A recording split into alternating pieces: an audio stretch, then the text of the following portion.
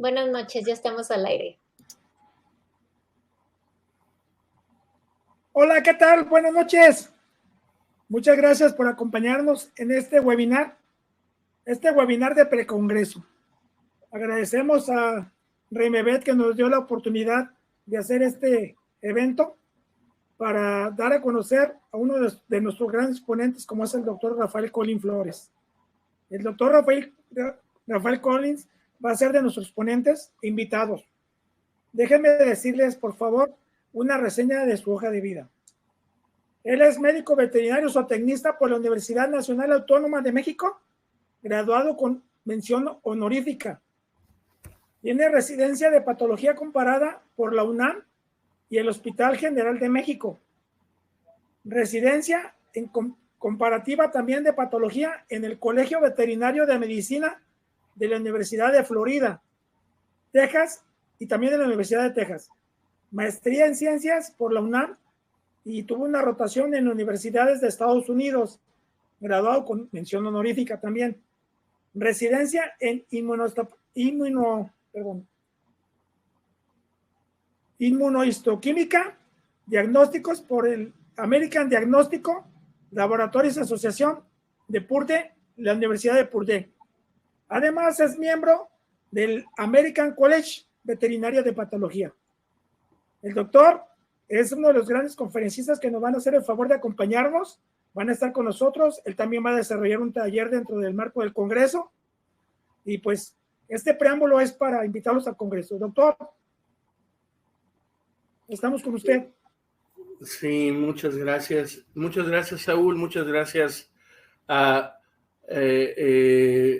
evento, ahorita que nos dieron la oportunidad de Remebet, que vamos a estar trabajando en el Congreso de Guadalajara como en otros años, y este es el regreso post pandemia, y pues vamos a estar por aquí charlando un poco de algo no tan frecuente en las charlas comunes, pero consideré que era importante porque luego nos olvidamos de qué es lo que está pasando en algunos sistemas y en algunos órganos.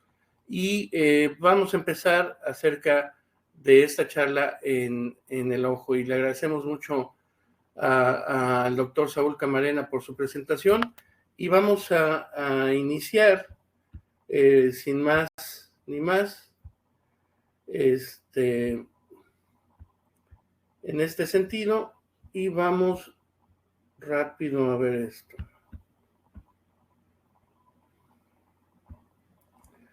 Bien, entonces les recuerdo el próximo 19, 20 y 21 de mayo en Tlaquepaque, que sabemos que es un pueblo mágico y la cuna del mariachi, hasta donde recuerdo, pues va a estar el Congreso Amigo, va a haber muchos disertantes del extranjero y nacionales de primer nivel.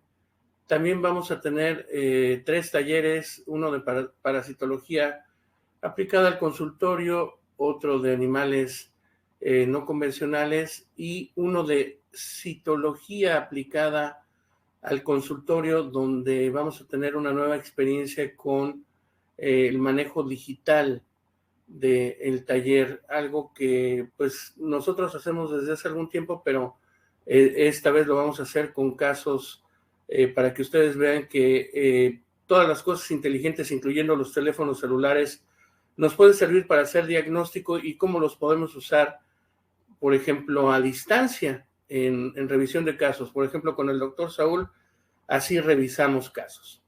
Bueno, le pusimos a esta plática neoplasias oculares, ojo con el ojo, porque a veces muchas cosas las damos por entendidas y las damos por vistas, y recuerden que todo siempre nos han dicho que una bola es una bola hasta que no se demuestre lo contrario, pero no todas las neoplasias tienen forma de masas o de bolas. Muchas neoplasias parecen ser lesiones de otro tipo, y muchos componentes aparentemente inflamatorios son neoplásicos. Bueno, nada más como para recapitular, nosotros debemos de considerar que Cuando nosotros tomemos biopsias de párpado o de tejido anexo, generalmente lo vamos a hacer en esta posición. Esto es lo que les recomendamos. ¿Para qué? Para que nosotros tengamos un grosor aproximadamente de 4 milímetros. Aquí está la masa que estaba aquí. Aquí están las células. Aquí adelantamos el proceso. Y podamos inclusive hacer secciones, que eso es lo que necesitamos, por ejemplo, en el párpado. Luego hablaremos del ojo. En el globo ocular, normalmente, si tengo lesiones intraoculares, que pues a veces podríamos no saber qué es o estar combinadas con otras, normalmente tenemos que fijar el ojo en diferentes líquidos. Podemos usar desde formol, podemos usar desde líquido de Boin, podemos usar varias cuestiones. Lo más común que nosotros tenemos para la consulta es el formol y podemos usarlo, no hay mayor problema. Hay que incluir todo el globo ocular, formol al 10%, buferado, etcétera. Y cuando nosotros lo procesamos ya para que lo veamos en una perspectiva de todo el globo, en un montaje que le llamamos, hacemos un corte paralelo donde cortamos la parte central del ojo para que se incluya no solamente la córnea, sino los procesos ciliares con el iris, el cristalino y todo el resto de las estructuras oculares, incluyendo el nervio óptico. Así es como lo debemos de hacer, porque si no se nos pierden datos interesantes. Para eso, pues se pueden utilizar diferente tipo de cuchillas y eso sí, tienen que ser muy, muy filosas para que lo podamos hacer. El ojo generalmente, y esto aprovecho para comentarles, de repente parece ser que si yo mando una biopsia, llámese de piel, llámese de vaso, una endoscópica o lo que sea, parece ser que es como entrega de pizzas de un tiempo para acá. Y sí es importante que recalque esto, porque me he topado con compañeros que de repente en eventos que me dicen, es que escuché que la biopsia la tengo de un día a otro si la mando a Estados Unidos o si la mando a no sé dónde. En cualquier lugar donde la manden, recuerden ustedes lo que les enseñaron en la escuela, son 24 horas de fijación en el fijador correspondiente. Llámese formol o lo que vayan a usar. De ahí, cualquier laboratorio, si lo tenemos automatizado, qué bueno, pero cualquier zona donde procesen tejidos, el resultado en tiempos generalmente está de 3 a 5 días. Si ustedes lo mandan a los Estados Unidos, tienen que tomar en cuenta el avión de la mensajería, que todas las mensajerías por regla se van a Tennessee, ahí les pasan aduana y de ahí los distribuyen a todas las zonas donde van. Llámese Kansas, llámese Gainesville, llámese el lugar donde ustedes me digan, y de ahí el proceso lo puedo tener en un aparato automatizado tal vez en 6 horas o menos. Sí, pero pues tendría que no estar haciendo nada para sacarlo de un día a otro y no tener casuística. Luego entonces, por ejemplo, en el Consejo Mexicano de Patología Humana, un resultado no se entrega antes de 10 días. En Estados Unidos, para medicina humana, se entrega entre 10 y hasta 20 días. En medicina veterinaria se entrega de 3 a 5 días, pero el promedio nacional en los Estados Unidos por la red de laboratorios de diagnóstico es de 7 a 8 días. ¿Qué les quiero decir con esto? Que no se dejen llevar a veces por las cosas por desconocimiento.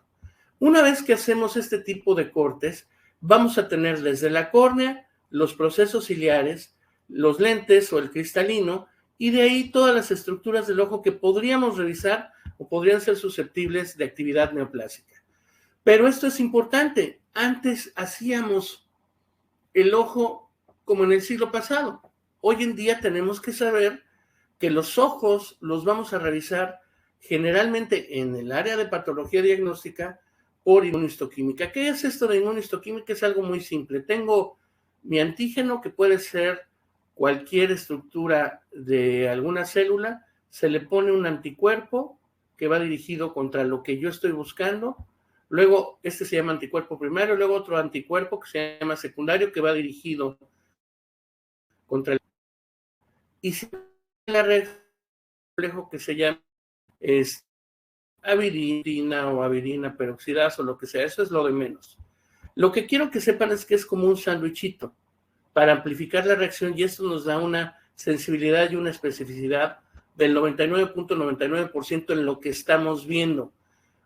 Por ejemplo, en oncología humana, desde el 2010, la Ley Nacional de Salud en México, no podemos hacer tratamientos quirúrgicos de radio o de quimio si no tenemos marcadores de inmuno. Y tenemos todavía técnicas más sensibles donde podemos poner los anticuerpos ligados hasta cadenas de hibridización y nos da la misma sensibilidad. El costo promedio aquí en México de un buen marcador está oscilando alrededor de 900 a 1,000 pesos el precio para los médicos, aproximadamente. Y esos son marcadores que son purificados. Y normalmente lo que se hace, o por lo menos lo que nosotros hacemos, es tener un control negativo, un control que nos elimine todos los residuos que pueda tener ese material y recuperamos lo que nosotros queremos buscar, para darles la especificidad y la sensibilidad. Porque, por ejemplo, yo puedo usar un anticuerpo, el nombre es lo de menos, en este caso se llamaba melana, es para melanina. Puedo utilizar este anticuerpo, por ejemplo, este es de un perro, y ese melana, si no lo combino, en un caballo no marca. Entonces son cosas que eso tiene que ver quién te va a revisar tu caso. Eso es importante, es como cuando vamos a comer, hay que ver quién es el chef para saber quién nos va a dar la respuesta.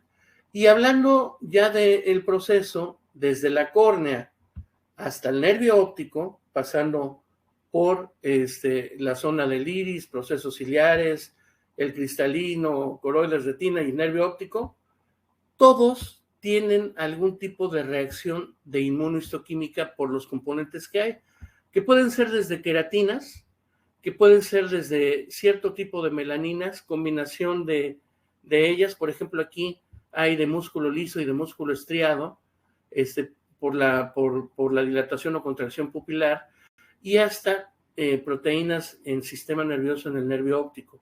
Entonces, con todo esto, podemos ya hacer muy preciso lo que vamos a hacer de diagnóstico. Normalmente el globo ocular pues se va formando de una vesícula óptica hasta que llega al globo ocular, donde ya está formado con la córnea, el cristalino, los procesos ciliares, y tenemos la zona de la retina con el nervio óptico. Así es como lo vemos en un tejido embriológico, el globo ocular, para que ustedes se den una idea de manera histológica.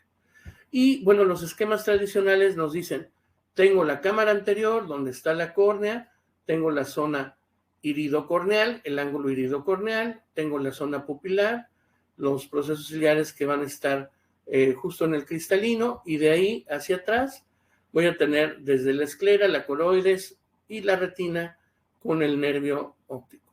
Y esquemáticamente así lo veríamos si lo pudiéramos poner en tercera dimensión a ese globo ocular. Pero ¿cuál es nuestra realidad cuando lo revisamos? ¿Es esta?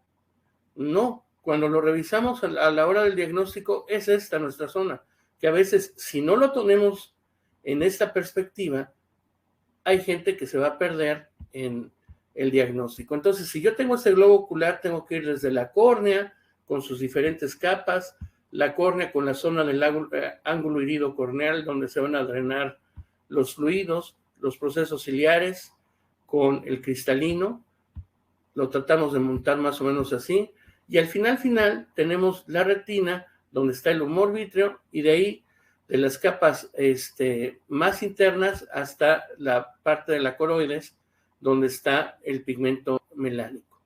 Así es como lo vemos en nuestra realidad, que muchas veces no se parece a los esquemas que siempre nos mostraban en las escuelas. Y de repente dice uno, ¿y cómo ves esto? Pues hay que revisarlo en forma real. Y esta es la zona final donde está la salida del nervio óptico y que debemos de tomar en cuenta que esto es tejido nervioso y que puede tener también neoplasias de sistema nervioso. Nosotros sabemos que tenemos grandes oftalmólogos, grandes clínicos en oftalmología en nuestro país o en otros países y que utilizan muchos métodos diagnósticos. A lo mejor algunos de los que están utilizando ya es la combinación de ciertos métodos como electromagnetismo con ultrasonido y tomografía axial, como en estos casos, para precisar el diagnóstico, aparte de las condiciones que nosotros podríamos tener en nuestro medio. Recuerden, tengo que estarles mencionando que vamos a tener este evento en mayo y quiero comentarles que muchas veces nos olvidamos de la citología ocular en el perro y en el gato y nos da verdaderamente muchos datos. Estos son, por ejemplo, células corneales normales, pero de ahí podemos ir pasando a procesos inflamatorios que no voy a entrar mucho en detalle, hasta procesos donde puedan estar contaminados con bacterias, puede haber inflamación o, en este caso, carcinomas combinados. Este fue un carcinoma de células escamosas con la citología. Y en el perro también podemos utilizarlo sin mayor problema para lesiones palpebrales, para lesiones perioculares o intraoculares. Eso no es problema, se puede hacer punciones guiadas inclusive. Por ejemplo, en este caso se trató de un linfoma, esto que parecía una zona que pudiera haber pensado alguien que era un adenoma sebáceo, no, bueno, fue un linfoma, o en esta zona que teníamos melanosis y que muchas veces mucha gente nada más ve pigmento y lo saca como melanomas. Pero también podemos encontrar con el medio de la citología lesiones que pueden ser más agresivas como carcinomas, por ejemplo. Déjenme les comento, por ejemplo, ahorita que vamos a tener el taller que va a ser práctico y que vamos a estar con una colega de Argentina con la cual trabajamos desde hace mucho tiempo, que es Laura Lenzoin, y de hecho trabajamos prácticamente todo el año con ella en su país y así. Esta vez va a estar aquí y vamos a usar cosas tan simples como el celular para que vean que se puede utilizar y vamos a usar cosas que verdaderamente pueden ayudarles y lo que les quiero mostrar, por ejemplo, ahorita para los que están aquí, esto es algo de lo que estamos haciendo ya de rutina desde hace mucho tiempo. Esta mancha que ustedes ven aquí es mi laminita. Sí, mi laminita. Entonces, ¿qué es lo único que voy a hacer? Cuando estemos en el taller, vamos a ir ampliando mi lámina. La voy ampliando y puedo inclusive moverme de mi lámina. Ahí la estoy moviendo como si estuviera en mi microscopio. Puedo ampliarme más. Puedo buscar lo que yo quiera. Ahorita la ponemos en foco. Ahí ya la estoy poniendo en foco. Y podemos ir recorriendo juntos. Por eso me gustan los talleres que estamos haciendo. Podemos ir recorriendo juntos por medio de la citología. Y esto lo podemos hacer a distancia. Lo podemos hacer de muchas formas. Podemos ir recorriendo juntos, por ejemplo, que son células redondas, que el citoplasma tiene una relación 1 a 1, que el núcleo es redondo, pero se los estamos mostrando aquí y todos estamos viendo lo mismo. Y que aquí, por ejemplo, hay una atipia nuclear donde vemos que la cromatina está en grumos, etcétera, y ya no nos lo imaginamos, lo estamos viendo. Y podemos señalar que hay pleomorfismo, podemos señalar que hay inflamación, podemos señalar que hay eritrocitos, podemos señalar comparación de tamaños, pero todos estamos viendo lo mismo. Es como cuando veíamos al microscopio en entrenamientos que era un microscopio multicarizal, pues ahora lo podemos hacer de manera digital en los talleres y particularmente así hacemos diagnóstico y lo podemos hacer con cualquier tipo de caso, llámese como en este caso citologías con inmunocitologías, con inmunistoquímica, inclusive podemos ver hasta la cantidad de marcadores que podemos tener en este sentido. ¿Ok? Esto es algo de lo que les quería mostrar para que vean que en este taller va a ser dinámico y va a ser completamente diferente a los demás talleres. Y quienes se inscriban en el taller, hoy me dieron la noticia, en el taller de citología, para los que no sepan, tuvimos el año pasado un curso de citología básica en dermatología para el consultorio. Siempre lo queremos hacer aterrizado para el consultorio. Tuvimos un gran éxito gracias a todos los compañeros que se inscribieron, que fueron muchísimos. Teníamos una asistencia cada lunes permanentemente de más de 250 personas en la noche. Y este año lo que vamos a hacer es un curso de citopatología aplicada, citopatología oncológica aplicada al consultorio. Lo que yo puedo hacer en el consultorio, sin que yo sea patólogo, sin que yo sea oncólogo, para que yo pueda resolver mis casos. Esa es la idea. Y quienes se inscriban al taller tendrán preferencialmente descuento para ese curso que va a iniciar en un par de meses, si no mal recuerdo. Entonces, dejando a un lado esto del taller, recuerden que las neoplasias oculares, dependiendo de los autores, es la frecuencia que tienen.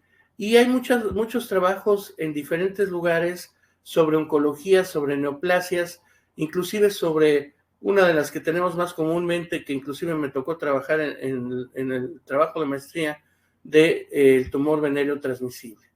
Pero nosotros debemos de pensar que, por ejemplo, el parámetro de distribución pues va a depender de donde se haga el estudio. Por ejemplo, el 53% en este trabajo era del globo ocular, el 6% de la órbita, el 23% de los párpados y el 19% conjuntivales. Esto puede variar de zona a zona.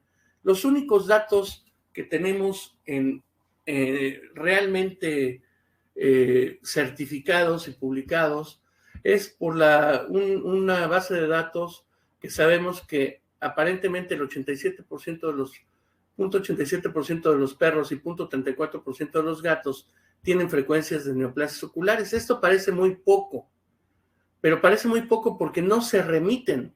Esa es la realidad.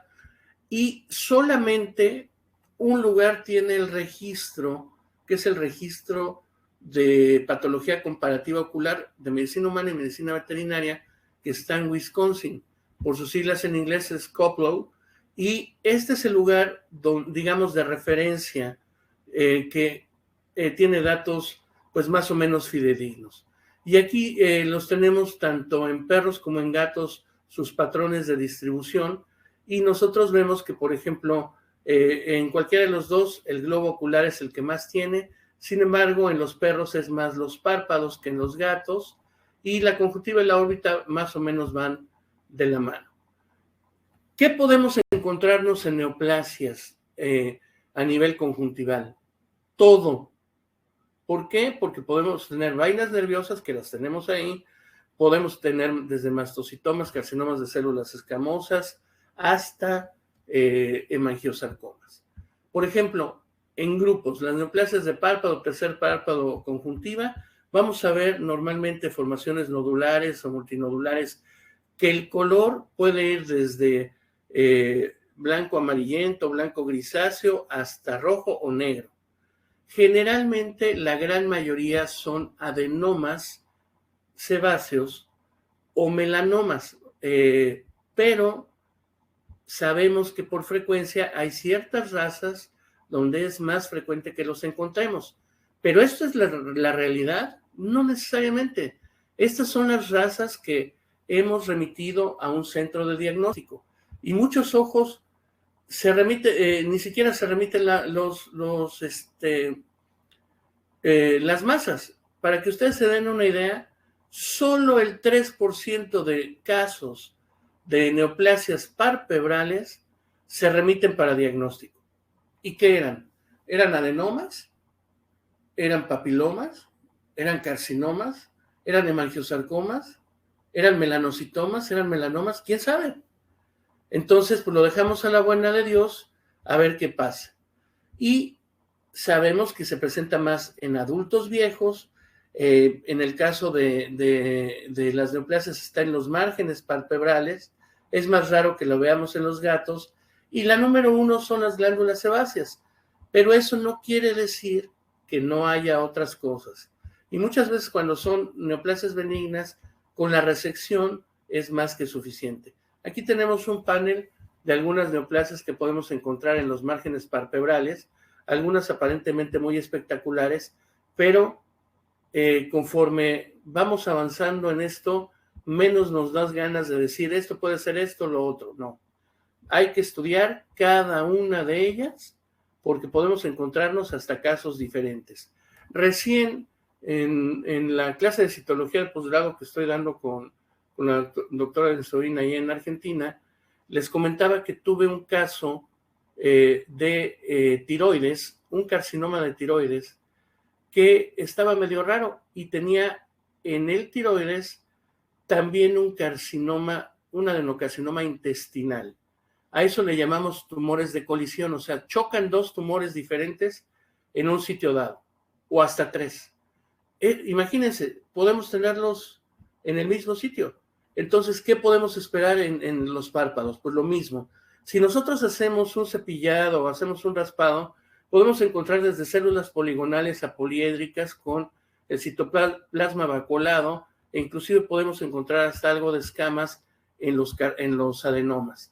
Ya en el caso de la biopsia, pues hay que buscar qué es el componente, si el componente es más adenoideo, si es más lipofílico o xantogranulomatoso, en el tipo de papiloma, pero son adenomas sebáceos. Todos estos son adenomas sebáceos.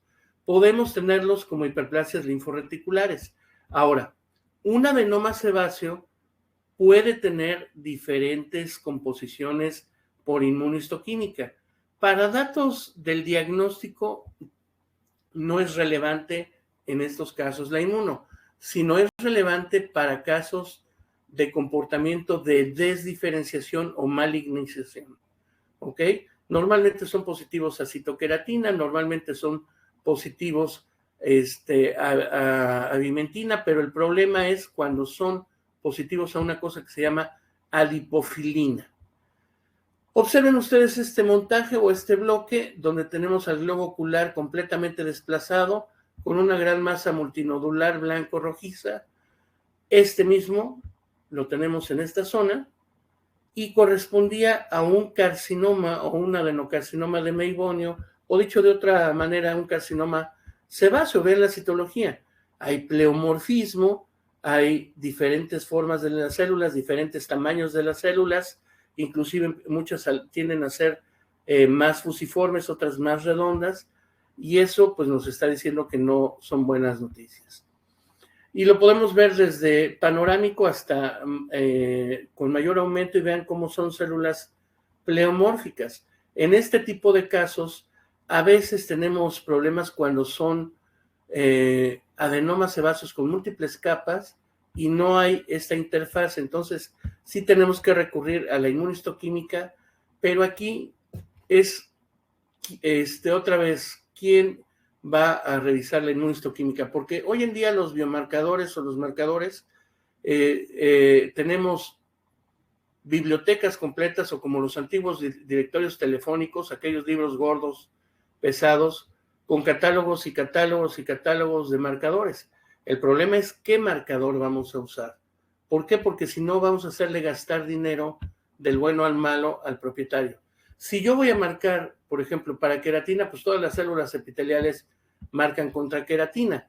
Pero si yo quiero saber si se trata, porque sospecho de un adenocarcinoma o un carcinoma sebáceo, mi clave va a estar en un marcador que se llama adipofilina, que es este. Aquí lo tenemos con mayor aumento, y este es el que me da la contundencia junto con dos marcadores más para decir que se trata de un carcinoma, porque bien podría ser una diferenciación escamosa o una diferenciación diferente.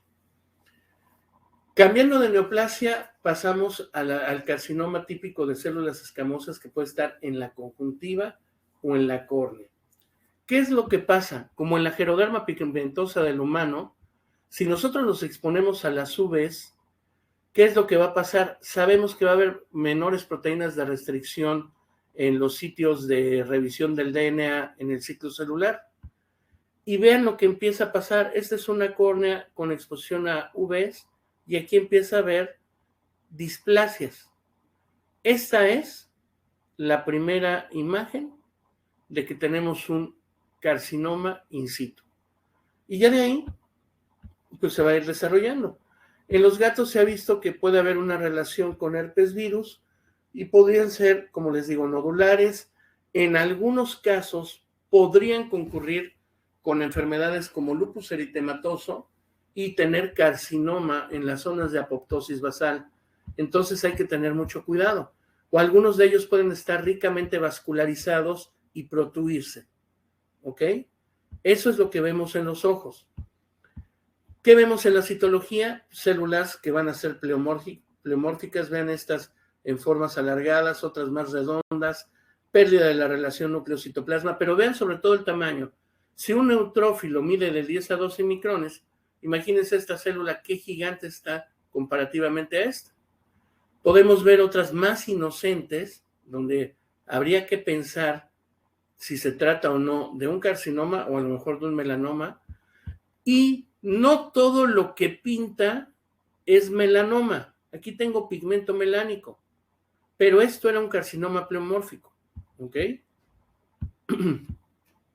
Vean ustedes en estos globos oculares cómo tenemos las masas que se extienden cranealmente por delante y por los lados de la córnea, y lo que nosotros vemos aquí, por ejemplo, en esta protrusión, vemos una zona, esta es la zona menor aumento, que parece ser diferente. Aquí tenemos otro caso donde la zona parece ser diferente y ahí es donde tenemos que revisar. ¿Qué es lo que vemos en esta zona? Todos eran carcinomas de córnea, todos. Y la única exposición que había es que el paciente tenía aparentemente procesos alérgicos y habían estado expuestos a Tracolimus, a Pimecrolimus y a ciclosporina. Era todo lo que sabíamos de historia. Y pueden ser muy espectaculares, donde ya haya costras, ulceraciones y más nódulos, y este es el típico carcinoma de células escamosas, que dicho sea de paso, las variantes puedan ser queratinizado o no queratinizado, y hasta a veces con formación de perlas de queratina. Pero vean, este es un carcinoma.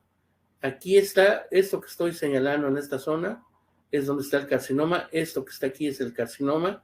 Esto es más o menos normal. Aquí ya está con formación de perlas de queratina y pleomorfismo franco. Y los carcinomas de células escamosas, hay que diferenciar si son o vasoescamosos o de escamosas como tales. Entonces, hay que hacer marcadores de inmuno que nos van a dar índice de predicción y de mutación. Entonces, podemos utilizar desde citoqueratinas, proteínas como la Ki67, que es importante, y podemos diferenciar desde un proceso normal, un carcinoma de escamosas, uno de tipo basaloide y uno que sea francamente escamoso. Y dependiendo de lo que marquen, ese es el tipo de reacción o de respuesta que vamos a tener. Sabemos que algunos con los retinoides es más que suficiente, o con la criocirugía. Vamos a ver más adelante que las tendencias hoy en día son terapias génicas, o terapias que nos van a ayudar muchísimo, no solamente para este tipo de lesiones, sino para otras más. También podemos tener lesiones aparentemente papilomatosas o pseudopapilomatosas, que son los papilomas escamosos, que a veces no son tan típicos. O podemos tener otras neoplasias. Aquí tenemos un papiloma de los que es endofítico, o sea que se va hacia abajo.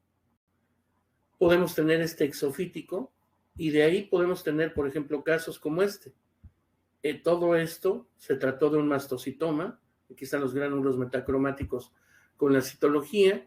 Este era de bajo grado, este es de alto grado, con la citología. Y bueno, con las biopsias, nosotros podemos utilizar la clasificación que ustedes quieran. Quieren utilizar la clasificación de Patnaik 1, 2, 3, no hay problema. Quieren utilizar la de Kuppel, tampoco hay problema. La de Kuppel es un poco más práctica, que nada más nos dice bajo grado o alto grado y listo. Y hoy en día, gracias a ciertos fármacos, y espero que pronto ya lo tengamos en América, el fármaco esté autorizado por la FDA, el fármaco de Virbac, que aparentemente en 2 semanas pues ya tenemos listo a los mastocitomas, es el resultado que tenemos en Europa y sí trabaja muy bien. Pues es importante que hagamos inmunohistoquímica mientras tanto para ver qué es lo que está pasando. Y podemos hacer desde Ki-67, que es para la proliferación, el c-Kit, que es un marcador que lo vamos a usar prácticamente para todo, y generalmente nosotros mandamos a hacer uno que se llama factor endotelial de crecimiento vascular, porque eso nos da índices de metástasis, que es donde les pegamos hoy en día a las neoplasias. Cuando tenemos perros de estas razas, pues muchas veces hasta ya pensamos de qué se trata, pero si no fuera esta raza, tenemos que pensar que el hecho de que yo vea macrófago, puedo tener un síndrome histiocitario dentro del perro. Y puede ser una histiocitosis sistémica, o puede ser una histiocitosis local o una histiocitosis recidivante. Entonces, si la citología me está indicando que va por ahí, en el momento de que yo tenga mi globo ocular, porque ya decidí hacer la resección, tengo que ver hasta dónde está, porque entonces el problema puede ser hasta un sarcoma histiocítico, como en estos casos, vean.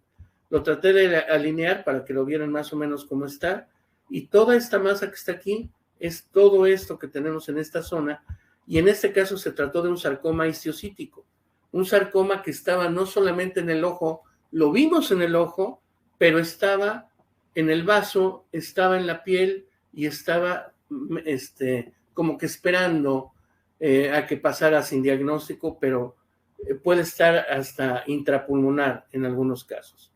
Entonces, estos síndromes histiocitarios hay que hacerles el inmunomarcaje para saber el pronóstico y para saber cómo los vamos a manejar, porque muchos de ellos con solo lomustina están del otro lado. ¿Ok? Y llegamos al punto álgido y grave.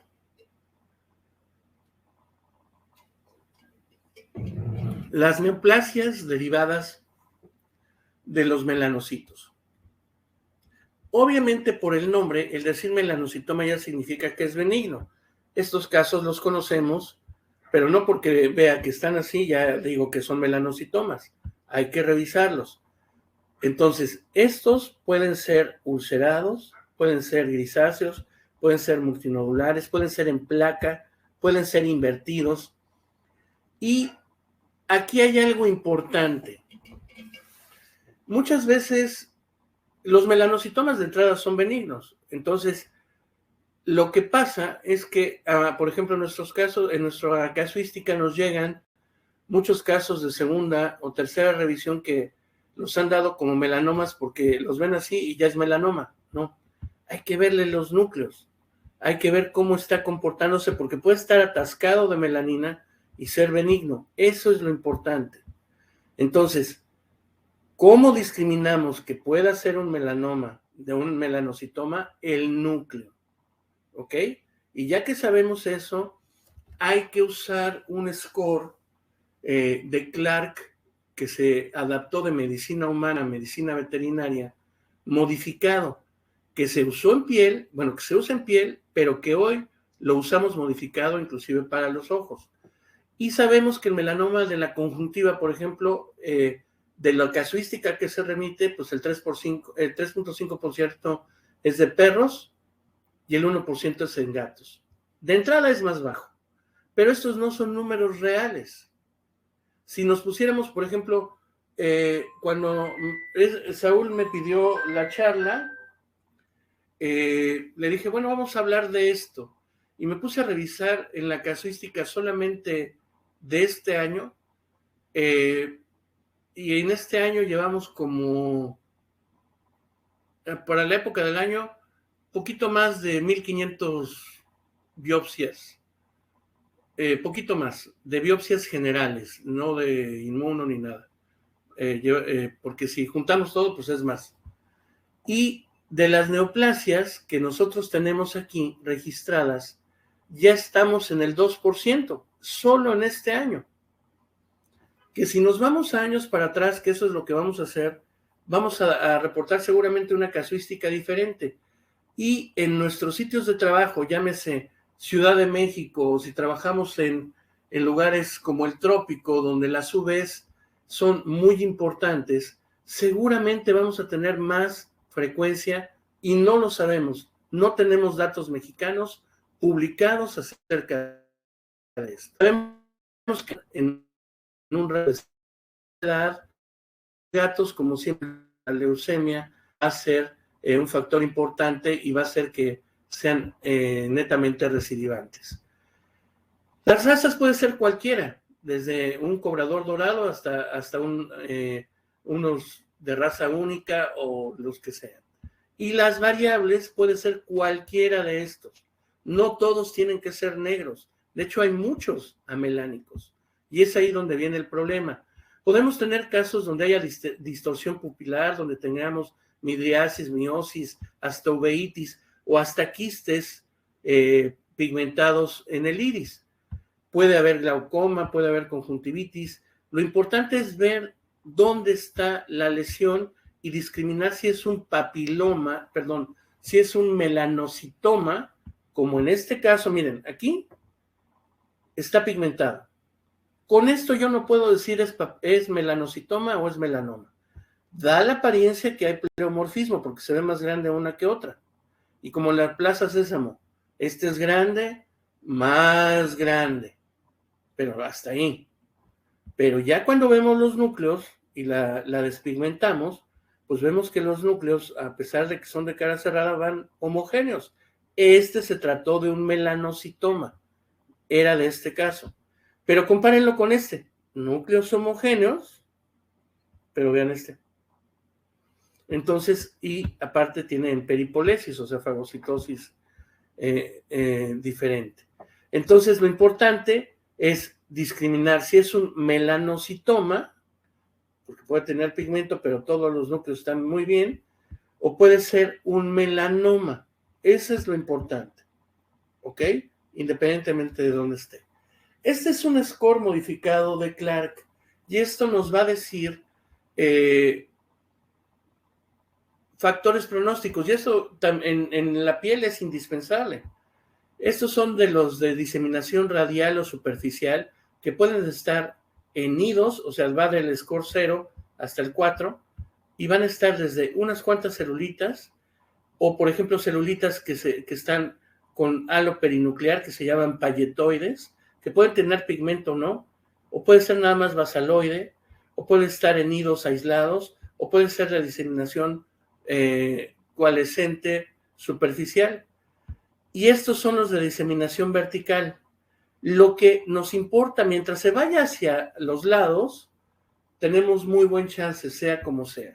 El problema es cuando ya atraviesa la membrana basal y se va profundo. Y con marcadores nosotros podemos saber si eso va a pasar independientemente del estadio. Podemos tener melanomas, aquí no se ve pigmento, y era un melanoma. Melanomas que sean con focos múltiples, como en este caso. Melanomas de nidos o palletoides, y los melanomas que ya son profundos, que son de peor pronóstico. Y estos melanomas hacen metástasis no solamente regional, sino se van más allá. Y estos que se ven muy agresivos o muy pigmentados, y que por eso pensamos que son melanomas, no eran más que melanocitomas.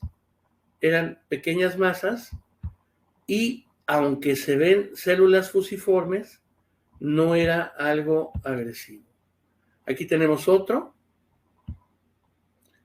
y vean ya despigmentado. Vean los núcleos y en las células, pleomorfismo por todos lados, y los núcleos que nos dicen que es malignísimo. ¿Ok? Bueno, otra vez les recuerdo del taller, ahí los esperamos. Y en el caso de los gatos, hay un melanoma que le llamamos el melanoma difuso del iris. Y este melanoma del iris generalmente va porque tiene manchas o muchos sitios multifocales de pequeñas manchas pigmentadas, que nos indica que podría ser algo temprano, que puede ser desde melanosis, pero vean, este ya se ve como radiado. Entonces, este tipo de casos, que generalmente son postraumáticos, observen ustedes, está la melanina, pero vean el pleomorfismo celular, y obviamente pues son malignísimos para los gatos. En el caso del iris, los melanomas pueden ser amelánicos o melánicos, focal o multifocalmente, y los que son amelánicos, pues hay que usar marcadores. En este caso, por ejemplo, este era un marcador de citoqueratina y este era un marcador de melanoma. El melanoma es una neoplasia que piensa, y es una neoplasia que siempre va a estar en contra de quien la diagnostica, y si quien la diagnostica no se actualiza, pues peor. ¿Por qué? Porque miren, por ejemplo, los dientes son derivados de esta zona, de las crestas neurales, ¿ok? Y de ahí, por ejemplo, tenemos en la encía o en esa zona los épulis, o el ameloblastoma, el épulis acantomatoso o el ameloblastoma. Entonces, ¿qué es lo que pasa? De las crestas neurales salen estas células, viajan y unos forman células dendríticas, otros se quedan en la parte basal y forman los melanocitos en la zona basal de la piel. Pero aquí tenemos que pensar en lo siguiente: pueden ser intraepiteliales en la piel o en cualquier epitelio, puede ser que no sean proliferativos, no pigmentados, y puede ser que sean melanocitos intraepiteliales donde haya melanoma, pero no se vean feos, es decir, que no tengan atipia. Y cuesta mucho trabajo hacer el diagnóstico. Los que tienen atipia, pues de inmediato cualquiera los ve. Y hay que pensar que el melanoma está abajo y tiene proliferaciones citoplásmicas que llegan hasta la parte de arriba de cualquier epitelio que tengamos. Por lo que hoy en día hay un grupo importante, tanto en Wisconsin como el grupo de oncología en la parte de Nueva York, e inclusive en el colegio de patólogos, donde dice, bueno, ¿realmente tenemos melanosis? O mejor, ya de plano vamos a ir cambiando nuestra terminología. ¿Por qué? Porque muchas de estas cosas que parecen buenas, a la hora de los marcadores son malas. Y eso no lo sabemos hasta que se hace el marcador. Ahora ya tenemos más experiencia, pero si esto lo hubiéramos hecho hace 15 años, muchos hubieran sido benignos, o todos hubieran sido malignos. Entonces hay que cambiar esta terminología, hay que usar más los marcadores, y la gran mayoría ya pasan de ser benignos a ser malignos. Y tenemos que usar, por ejemplo, les decía, el melanoma es una neoplasia que piensa. Cuando yo estaba en la escuela y mi gran maestra Aline Schunemann de Aluja nos hablaba de los melanomas, nos decía, es que hay melanomas amelánicos. Y a veces en esa época como que uno no lo entendía. Y luego ya cuando te vas profundizando, y bueno, en mi caso que tuve la oportunidad después de estar en algunos sitios y con gente que te lleva de la mano, así como en la Plaza Sésamo, ¿qué es lo que pasa? Esos melanomas amelánicos antes los poníamos en evidencia con una técnica muy simple que se llama Fontana-Masson. Pues el melanoma dijo, bueno, pues si me ponen con Fontana-Masson, me cambio. Y entonces se hizo un precursor antes. la hidroxifenilalanina o la dopa. Entonces ya los teníamos que diagnosticar por congelación. Ya cuando los empezamos a diagnosticar por congelación y marcaje de dopa, me vas a poner esto. Bueno, pues cambiaron. Y luego volvieron a cambiar y mutaron. Y hay clonas. Hoy en día tenemos más de 62 tipos de plodias o de DNAs de melanomas. Y dependiendo de la plodia del melanoma, es lo bien o lo mal que nos va a ir. No siempre el melanoma es sinónimo de muerte. Depende de eso y para eso se inventaron estos biomarcadores de inmunistoquímica o de inmunocitoquímica. Muchos van a marcar con melana A, pues sí, es el más simple, o melan B, pero muchos no marcan con ese y tenemos que irnos hasta los más precursores, como uno que se llama HMB45, que nos dice si el melanoma se va a ir para abajo o si se va a ir a los lados. Y eso hoy en día es un factor pronóstico para los tratamientos de manera importantísima. Entonces, recapitulando, podemos tenerlos epivulvares en el tracto anterior de la uvea, coroidales o coroideos. Los podemos tener a todo lo largo del globo. En el caso de los gatos, en el iris, postraumáticos o iridiociliares. Y de aquí viene el problema, porque como vienen de las crestas neurales, muchas neoplasias parecen melanomas o están pigmentados, pero ya no son melanomas, sino a lo mejor son tumores primitivos neurales, o son schwannomas, o son otro tipo de cosas. ¿Ok? Al final les voy a mostrar algo de eso. Algo de lo que sí sabemos en la casuística de Koplow es de que los hemangiomas o los hemangiosarcomas, en función de casos, pues ya los tienen estadificados en casi todos los estados, así como en las elecciones en los Estados Unidos, con casos control. Lo que ya sabemos que va en relación a las UVs, el tiempo de exposición a las UVs, a que tengamos la zona despigmentada o no, y cuánto tiempo estamos en exteriores. Por eso es la importancia. Hoy en la mañana en las noticias de la radio escuchaba, en lo que iba a mi oficina, escuchaba a un oftalmólogo que decía, usen lentes contra el sol, usen lentes que tengan protección UV, usen lentes polarizados porque es importante para muchas neoplasias. Una de ellas es el hemangioma, donde vemos zonas rojizas, nodulares o multinodulares, que aquí no podemos discriminar que se trate de hemangiomas o hemangiosarcomas.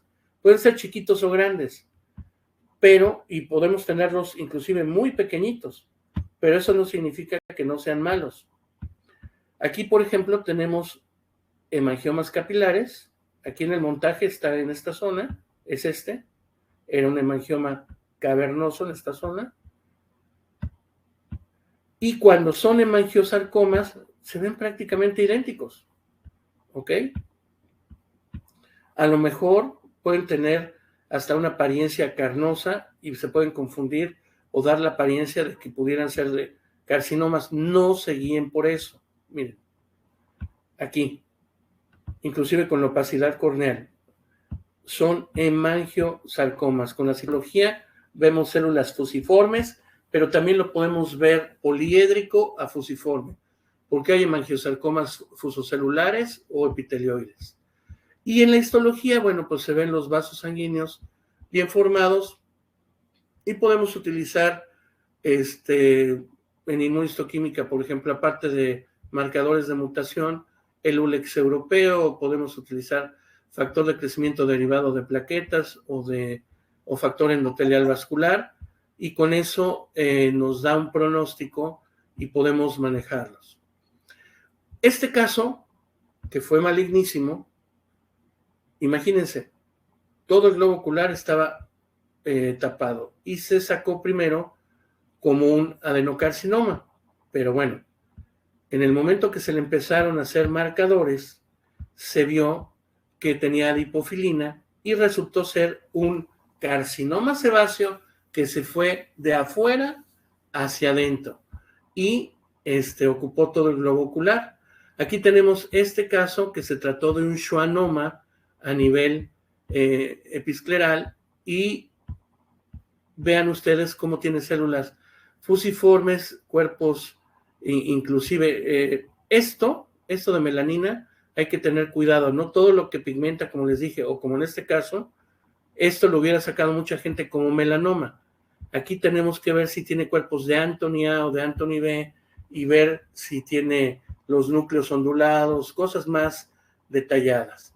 Y recuerden que ya estamos en parte del sistema nervioso central y de aquí hacia acá creció esta neoplasia que se le puso al final como un consenso de expertos que la revisaron, neoplasia neuroectodérmica primitiva con los marcadores.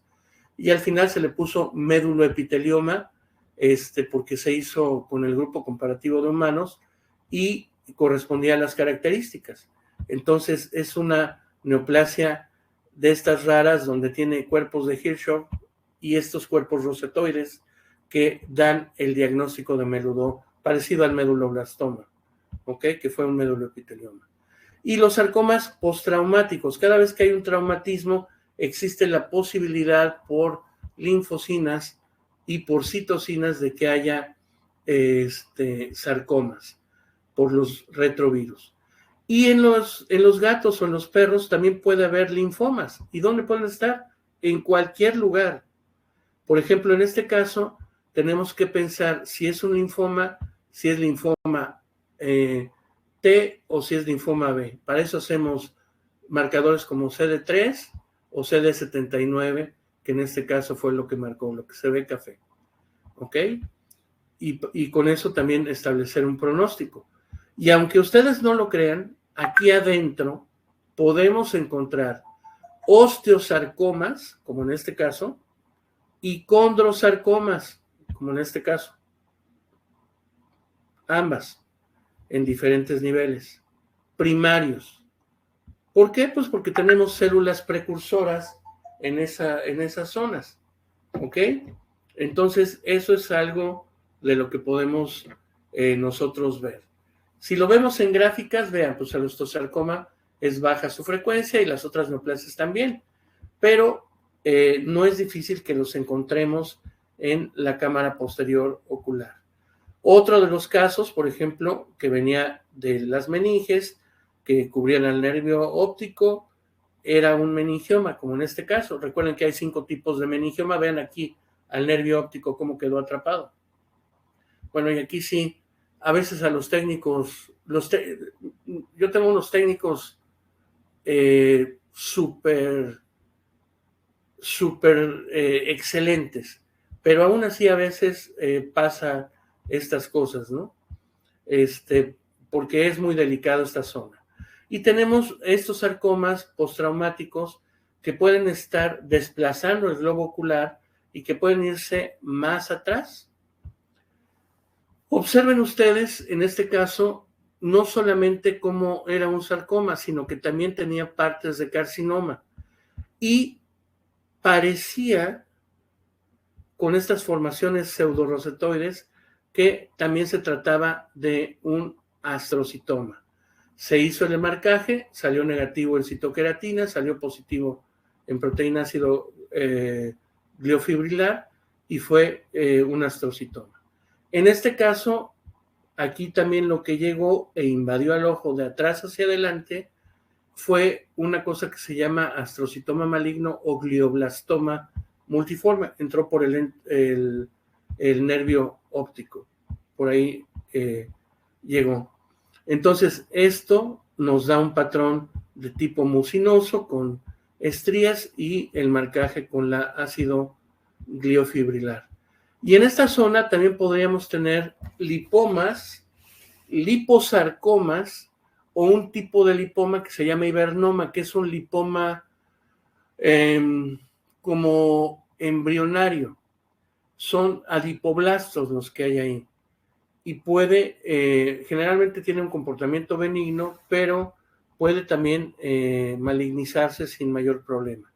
Y en los músculos, recuerden que tenemos 7 músculos alrededor del ojo, a veces hacen neoplasias y podemos tener rhabdomiosarcomas, una neoplasia maligna de músculo estriado esquelético, y de ahí podemos tener todavía radiomiosarcoma rhabdomiocítico, rhabdomioblástico, pleomórfico, embrionario y poco diferenciado. Entonces, es importante la clasificación, porque si caemos en la conseja de que, pues de todas maneras es maligno y se va a morir, no, todos tienen diferente pronóstico y todos tienen manejos que de manera adecuada salen adelante en muchos casos con diagnóstico temprano. Aquí tenemos el rhabdomiosarcoma, que era rhabdomioblástico con actina músculo específica y desmina, que era el marcador. Y, por ejemplo, en este caso, este fue un caso de los que revisamos todos los miércoles en el Colegio Americano de Patología. Todos los miércoles hay un seminario de discusión de casos, y este caso fue de un colega europeo, y le solicitamos permiso para pasarlo, y vean lo que tenía la córnea, tenía el cristalino, y atrás había una masa. Aquí está ya el montaje de la laminita. En el momento que le hacemos aumento, tenía un material mucinoso fibrilar que nos hacía pensar que a lo mejor pudiera ser un adenocarcinoma, pero luego tenía como un estroma más importante y pseudorosetas, que a la hora de que se marcó, pues marcaron positivas a ácido gliofibrilar, y eso salió como glioblastoma multiforme. Bueno, todos ustedes, y sobre todo los que se dedican a ojo, a los oftalmólogos, saben que hay muchas terapias que han utilizado, desde la remoción quirúrgica, que hay excelentes oftalmólogos cirujanos, desde la terapia láser, desde la crioterapia, y en términos generales, cuando son benignos, a todos les va bien. Pero ¿qué es lo que pasa cuando hay algo maligno? A veces no tenemos el seguimiento, o a veces asumimos que la neoplasia viene de otro lado y a lo mejor el origen fue el ojo. Entonces, en este artículo que salió a finales del año pasado, hay una propuesta que va muy de la mano hacia dónde vamos o hacia dónde estamos en el caso de tumores melánicos, pero también va hacia otros tumores. Por ejemplo, normalmente la curva de tratamiento, ¿qué es lo que ha ido? Pues desde que se vaya removiendo la crioterapia, la cirugía local, la fotodinamia, el láser, la enucleación, y en muchos casos la radioterapia, que en nuestro país pues a veces está en pañales, ¿no? Y para medicina veterinaria, y no se hace de rutina.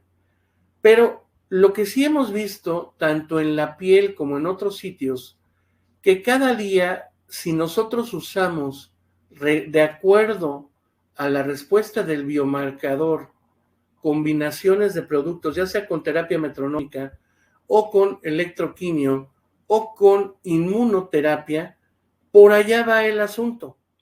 Y podemos utilizar desde agujas implantables, desde nanopartículas que todavía aquí en nuestro país es imposible, que son de oro, pero lo que no es imposible es la inmunoterapia, y por ahí va la cosa. ¿Por qué? Porque tenemos productos que funcionan muy bien. Hoy en día usamos un producto, para no hablar de marcas comerciales, usamos un producto para bloquear cierta interleucina en los perros que tienen prurito intenso, pero sin querer, nos dimos cuenta hace algunos años que ese mismo producto me manejaba excelentemente bien los linfomas, ¿ok?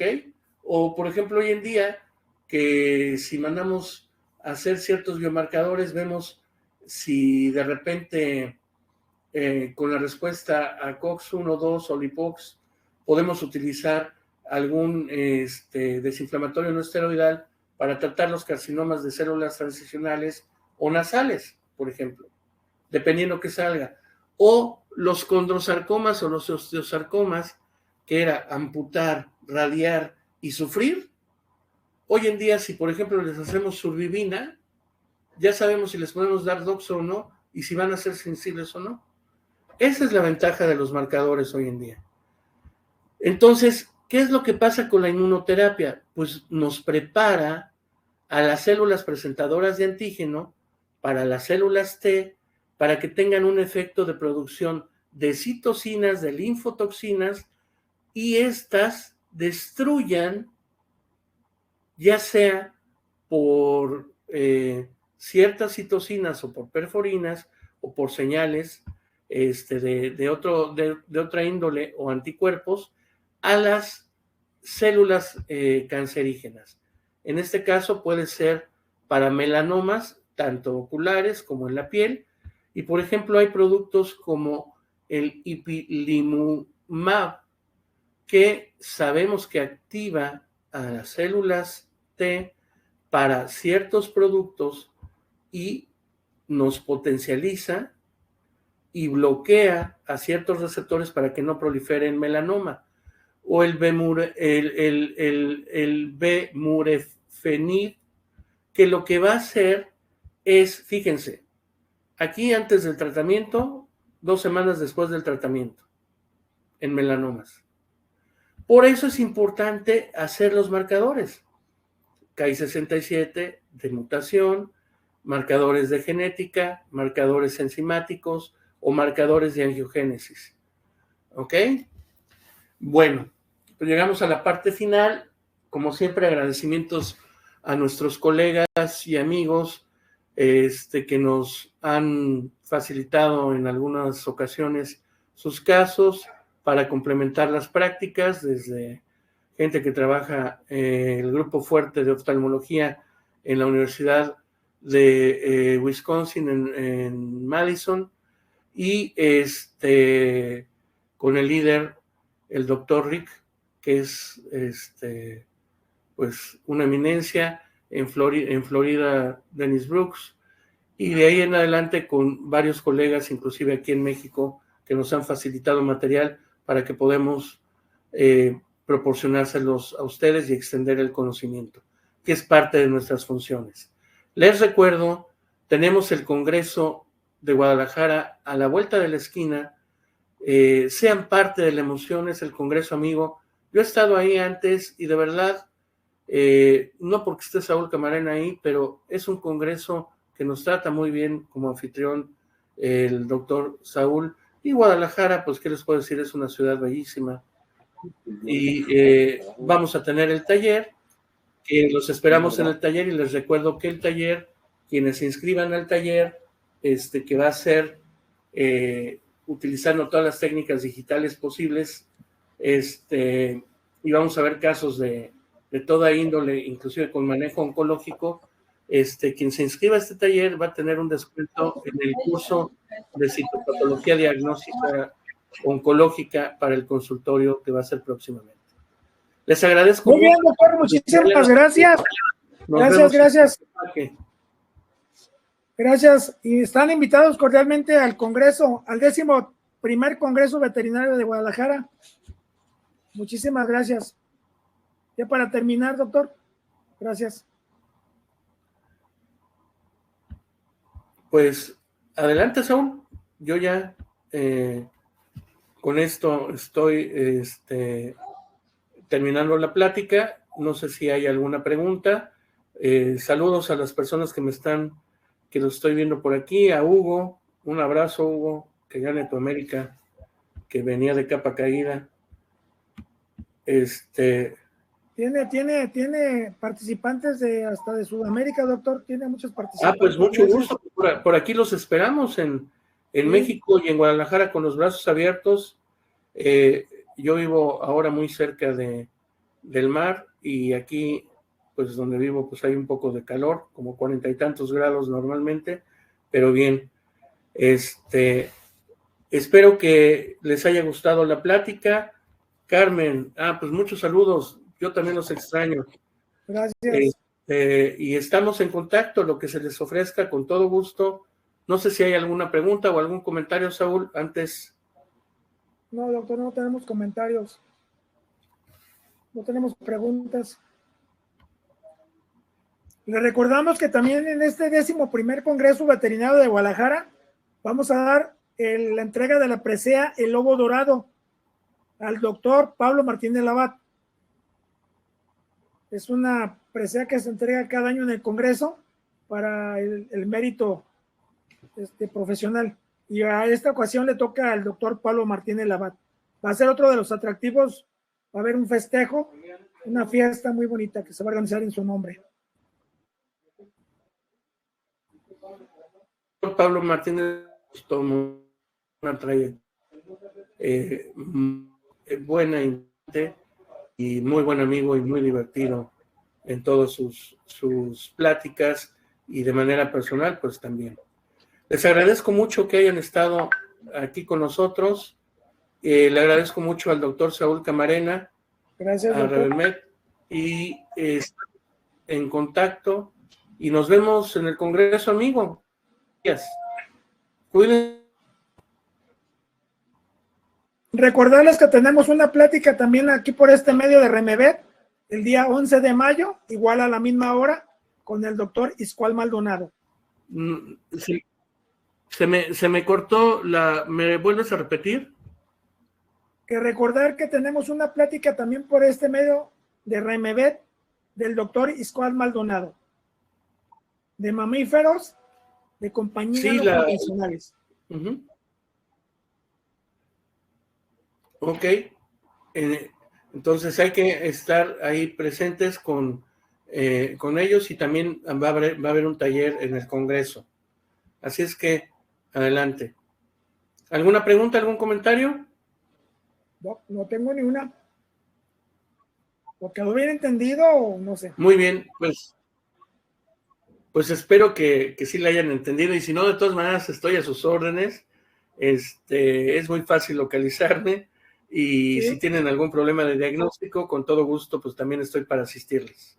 Nos comentaba el doctor Fernando, doctor, que diéramos un correo para la comunicación del Congreso.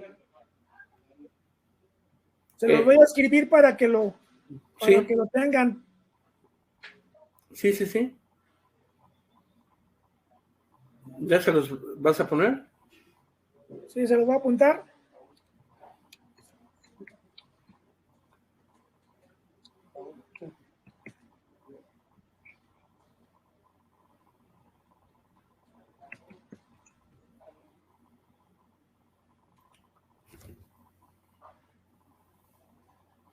Es mbzsaulcamarena@hotmail.com. Con mucho gusto, cualquier pregunta les contestaremos con mucho gusto. Recuerden, va a haber muchas sorpresas, no se van a arrepentir, es el Congreso, amigo, el Congreso de todos. Entonces, mbz saulcamarena @hotmail.com.